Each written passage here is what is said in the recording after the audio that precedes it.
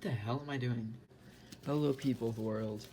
Today, we're reviewing Lego Avatar Toruk, Makto, and the Tree of Souls, I believe is the name of the set. To be honest, I forgot that this thing was called a Toruk. I just remember it as the name of Leonopteryx because Minecraft mods. If you don't know what mod I'm referring to, you had a very awful childhood. Anyways, on to the minifigures.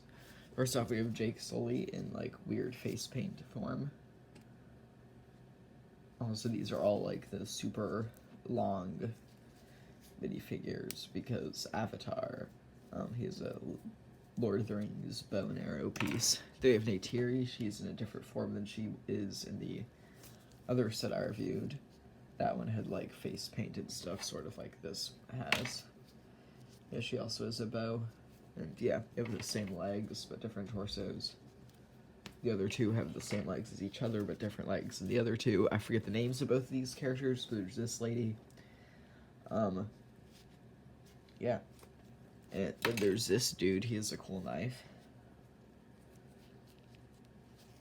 Although it's very curvy. Quite a curvaceous knife. Then you get a dire horse, which doesn't move, sadly. It's just a singular mold. If you unclube its head tendrils, take out a section of its torso, you can put a guy in here, and you can connect the face tentacle to his hair, and now he rides the horse. He also sort of put his hand on like that. I don't know why my throat just became so raspy as soon as I started this. That should be better. Okay. What next? Leonopteryx. Bada bing. First off, love the custom head. Opens and closes, turns side to side. It also has head tentacles. You can put somebody here and have it connect around. And if you're, hold on, let me grab the other guy. I'm gonna get the bow out of his hand and see if that will help. It's hard to do in midair. Okay, I'm just gonna give up on that. I don't even know. Oh, okay. He lost a tentacle at some point. Alright, cool. Now, I do like how it has the two little, I forget what they're called, the little air holes. This one has them too, along the neck. Yeah, they breathe out of those in the movie. I forget what they're called though. Part of me wants to say sphericals, although I don't think that's right. Anyways, wings fold outward. These are just big vinyl pieces. Yeah, he has wings now. They have ratchet joints here that they rotate on. If you want to see how they fold there, and then this part rotates like that. So they bend like that to be crawling, and then unfurl fully. I wish they had a similar wing design for like the Quetzalcoatlus, for example, the Jurassic World sets, so you could actually have it walk like a pterosaur, which you can do with this, like how I had it seated earlier, but no, Jurassic World refuses to do that. Anyways, head turns there, and then this part moves up and down. That's the head. That's these. These back things just flap like this, and they have tail parts, but they're not rigid enough to make it seem like the actual tail. They just hang down, and you have to like mess with them to get it to not just sit directly on them half the time. The toes, the front toes bend in and out, and then the back one moves up and down. The legs are one whole rigid structure which moves sideways and front and back on ratchet joints. The feet are very big for the size of the thing in the movie, like a tiny feet, but the feet being big makes sense because it has to balance as a toy. Also, there's a mistake in the instructions when it's describing how to build one of the feet. It uses these pieces on the front toes instead of the black ones. We were supposed to use the black ones because, yeah. Also, there's an axle hole there that will be useful later. And also this is all stickering on the back. I think it's all stickering. Yes, it is. Okay, and this is also a sticker. Alright, that's that done.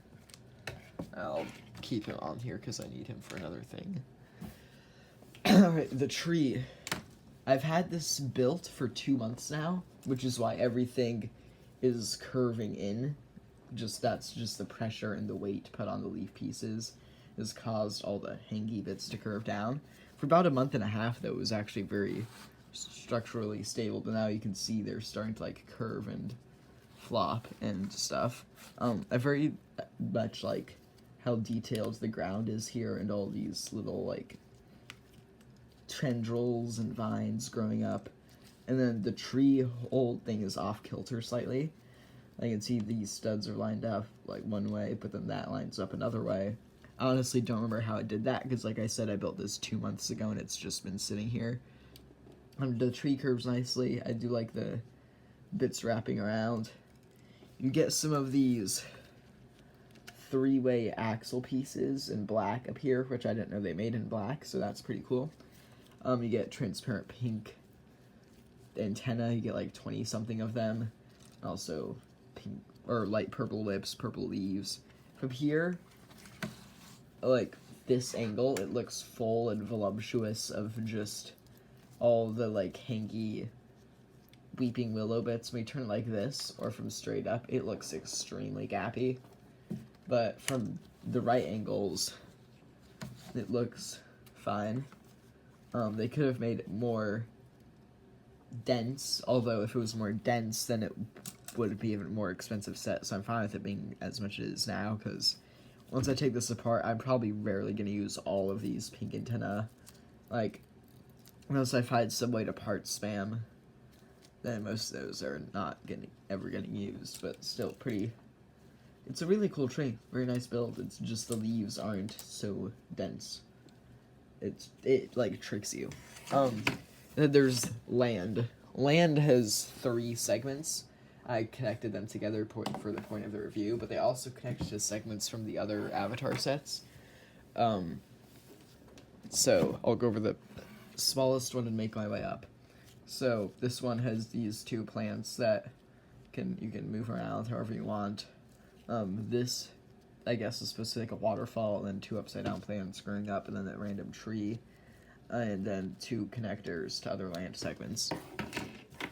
A bigger one, big flower, glow-in-the-dark crown, a bunch of roots curving around, whatever these are, and yeah, connects once on either side. This middle one is much more interesting because it represents the floating islands where the Leonopteryx is from, and so God damn my throat. Why does it always do this when I talk for too long? Alright. So you have this area that curves over, as you can see. It would be cool if it was big enough to fly the Leonopteryx underneath, but obviously that would make the set super expensive. If you got like 3 or 4 of them, though, you could probably combine the parts to make one big thing. They probably could have actually gotten rid of these and made just a more interesting structure, though I still don't know if it would be big enough. They could have maybe made the Leonopteryx smaller, I don't know. There's 2 leaves that have the same structure, like with a little thing hanging down. They fall off really easily, and they're both different colors. You have these 2 little bits in here that you can bend around. There's some roots hanging out. And then you have this clear bit sticking up to hold up another island up here, which does something cool. I'll show that in a minute. Spin around to the back, you have a lerp down here, another lerp over here. The back is pretty plain because it's meant to be viewed from this angle, which does look very nicely detailed. I do love these terrain builds. They're just quite small and there's not too much to say about them. So yeah, turn it up here. You can see there's an axle sticking up there. And this guy has an axle hole in his belly. So if you want to put him into a flying position and then stick it in there, more than just the tip, but not the whole thing. And yeah, he flies now. So I'll move the camera back so you can sort of see what that looks like.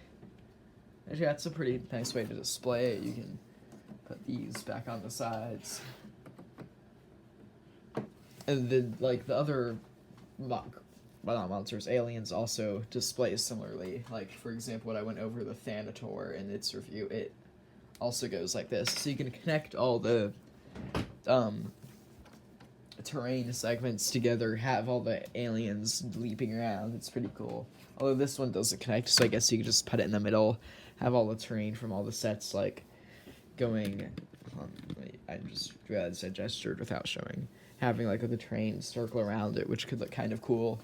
I will, now that I say that, I just broke a piece and don't know where... Oh, there it goes. Okay. Now that I say that, I'm going to grab the stuff from the Thanator set to see how well it fits in connection. We'll do it on this side. You can actually just connect the two sets into one circle if you want to. Actually, did that connect? Hold on. Well, physics, I guess. I'm not sure how I did that, but I just threw everything on the floor. Yeah. I'll leave that video here. If you don't subscribe, by the way, and I doubt anyone's still watching this, if you don't subscribe, I'm going to break into your house and steal your grandmother. Go say green orbs in the comments down below if you're still here. There are 2 words, green orbs. Okay? Bye.